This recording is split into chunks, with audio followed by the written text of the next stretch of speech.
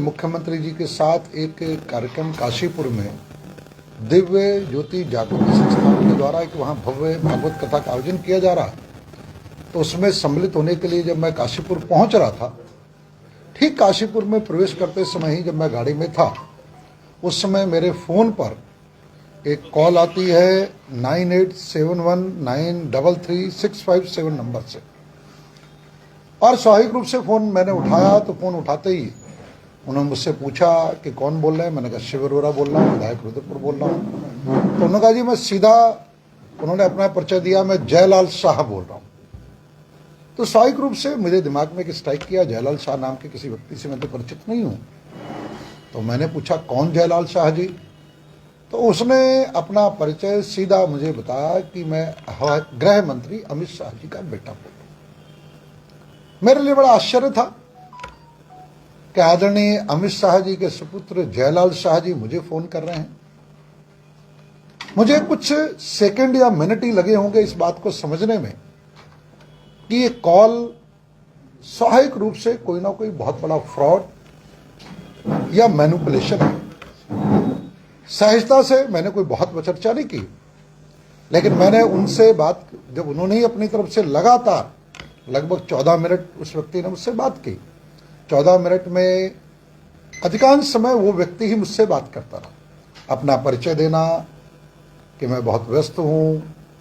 मैं अभी लंदन से अडानी जी की शादी से आ रहा हूँ और पापा बहुत बिजी है। मैंने बयान बुझ के पूछा पापा यानी? फिर उसने कहा अमित शाह जी, गृह मंत्री अमित शाह जी। तो मैंने कहा बताइए मेरे लिए क्या आदेश है? तो फिर वो विषय पे ना आके फिर अनावश्यक इधर की बातें कि अब जो है उत्तराखंड को मैं देख रहा हूँ, पापा ने मेरे जिम्मे लगा दिया है और अब सारे विषय चल रहे हैं, और इस तरीके से राजनीतिक चर्चा करनी उसने आरंभ की कि आपके यहाँ उत्तराखंड में मंत्रिमंडल है, मंत्रिमंडल का विषय है, मंत्रिमंडल के विषय को चर्चा चल रही है। तो मैंने कहा मुझसे चर्चा करने की आपको क्या आवश्यकता, ये मेरा विषय तो कोई है नहीं। नहीं, आपका नाम है उसमें, आपके नाम पे चर्चा है, और आदरणीय राष्ट्रीय अध्यक्ष जी का भी उसने नाम लिया कि जेपी नड्डा जी से भी बात हुई है मेरी, और राष्ट्रीय अध्यक्ष जेपी नड्डा जी से चर्चा करने के बाद पापा ने मुझे आदरणीय राष्ट्रीय अध्यक्ष जी से बात करके इन सब विषयों को फाइनल करने के लिए कहा। तो मेरे लिए बड़ा आश्चर्य था, लेकिन सहज रूप से चूंकि उन्होंने देश के गृह मंत्री आदरणीय अमित शाह जी का नाम लिया, हमारे राष्ट्रीय अध्यक्ष जेपी नड्डा जी का नाम लिया, तो स्वाभाविक रूप से मेरे लिए संगठन के कार्यकर्ता होने के नाते और विधायक होने के नाते यह अति आवश्यक था कि मैं उस चर्चा को समझूं और उसके पीछे की मंशा को समझूं। तो मैंने कोई चर्चा अपनी तरफ से नहीं की, लेकिन मैंने उनसे बार बार ये कहने के मेरे लिए आदेश क्या, मुझे क्यों फोन कर रहे हैं, मेरे लिए क्या आदेश है। लेकिन उस विषय पे आने में वो काफी देर तक अपनी भूमिका बनाते रहे कि उनका नाम मंत्रिमंडल में है, कोई और विधायकों का नाम लेते रहे, और हम मंत्रिमंडल में फेरबदल होने वाला है और इस तरीके से आपका नाम है। मैं सहज रूप से सुनता रहा, और सुन गया। हर 2-4 मिनट बाद मैं यही कहता था कि आदरणीय शाह जी आप बताएं, आपने अच्छा किया मुझे फोन किया, मेरे लिए आदेश क्या। मैं चाह रहा था कि वो खुल के विषय पर आए ताकि मुझे मंशा स्पष्ट हो, क्योंकि आदरणीय गृह मंत्री अमित शाह जी का नाम आने के बाद ये विषय बहुत ही गंभीर हो चुका था, और अमित शाह जी के पुत्र जयलाल शाह बनकर इस प्रकार से एक विधायक को फोन करना एक छोटा विषय नहीं था। उस विषय की गंभीरता मुझे क्षण भर में समझ में आ चुकी थी कि विषय बहुत गंभीर, बहुत दूर तक का हो सकता है। इसमें बहुत बड़े षड्यंत्र, बहुत बड़ी आपराधिक प्रवृत्ति के लोग किसी भी मंशा से, वो मंशा कुछ भी हो सकती है, फिरौती मांगना हो सकती है, वो मंशा आदरणीय अमित शाह जी को, गृह मंत्री जी को बदनाम करना हो सकती है, वो मंशा राष्ट्रीय अध्यक्ष जेपी नड्डा जी को बदनाम करना हो सकती है, वह मंशा मुझे और मेरे ऊपर किसी प्रकार के आरोप लगाने की हो सकती है। तो उस पूरी वार्ता में मैंने पूरी सावधानी बरती, क्योंकि मैं समझ चुका था कि वो कहीं से भी कोई उसकी प्रामाणिकता नहीं है चर्चा में, बातचीत में। लेकिन निश्चित रूप से जो व्यक्ति बात कर रहा था उसने होमवर्क कर रखा था, वो तथ्यों पर बात कर रहा था। ऐसा नहीं लग रहा था कि उसे कोई नाम नहीं पता, कोई राजनीतिक घटनाक्रम नहीं पता,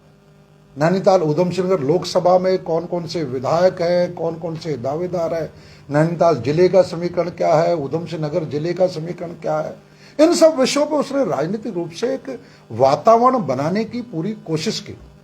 स्वाभाविक रूप से मुझे लगता है कि उसकी बातचीत इस तरीके की थी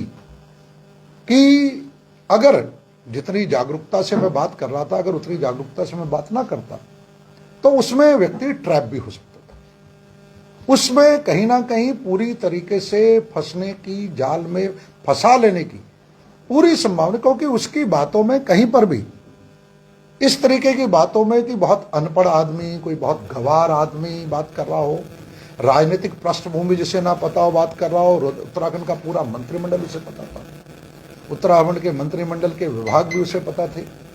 उसे नैनीताल उधम सिंह लोकसभा का सारे समीकरण पता थे, कौन वरिष्ठ विधायक है, कौन जूनियर विधायक है, कौन नया विधायक है, कौन युवा है, इन सब पे भी उसने प्रकाश डाला मेरे सामने अपने प्रभाव में लेने के लिए।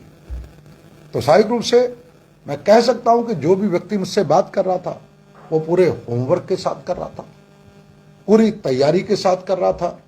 राजनीतिक रूप से पूरे उसने एक ऐसा वातावरण बना रखा था कि कोई भी सामान्य व्यक्ति उसकी बातचीत के जाल में आके कहीं ना कहीं उसमें ट्रैप हो सकता था। लेकिन पूरी बातचीत में मैंने सावधानी रखी, मैंने अपनी तरफ से कोई विषय, कोई उत्सुकता, कोई किसी तरीके की इनिशिएटिव या मेरा इस तरीके की रुचि है कोई, इस तरीके की पूरी चर्चा में मैंने किसी प्रकार की बात नहीं की, लेकिन सहजता से बात का क्रम चलता रहे जिससे कि मैं समझने की एक स्थिति में आ सकूं कि इसके पीछे किस तरीके का षड्यंत्र है। तो उतनी इस कारण से 13-14 मिनट की उनसे बात हुई। बाद में वो सीधा बात पे आया कि आपको मंत्री पद के लिए हम चाहते हैं कि आप मंत्री पद में आए, आप युवा हैं, हमारे जो समीकरण है उसमें आप बहुत अच्छी तरीके से आते हैं, नाम और बहुत है, लेकिन मेरी आदरणीय नड्डा जी से चर्चा हुई है और मैंने कहा भी, एक बार मैंने कहा कि ऐसा है कि आप आदरणीय गृह मंत्री जी से या नड्डा जी से मेरी बात करा दीजिए। तो तुरंत उस पर पलट सा गया कि वो तो बहुत व्यस्त हैं, वो तो बैठकों में बहुत व्यस्त हैं और इस कारण से उनसे बात तो नहीं हो सकती। लेकिन मैं नड्डा जी के बेटे से आपकी बात करा दूंगा और उनसे मैं बात कराने की पूरी कोशिश करूंगा कि आपकी बात करा दूं और हम अगले 2 दिन के अंदर अंदर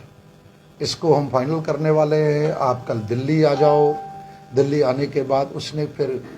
जब मैंने बार बार एक ही बात पूछी कि मुझे ज़्यादा इन सब विषयों में नहीं है, मेरे लिए तो क्या आदेश है आप बताएं मुझे, फिर उसने 3 करोड़ रुपए की मुझसे मांग की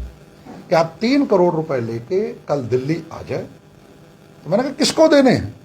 बोले हम उसका आपको एक नंबर देंगे,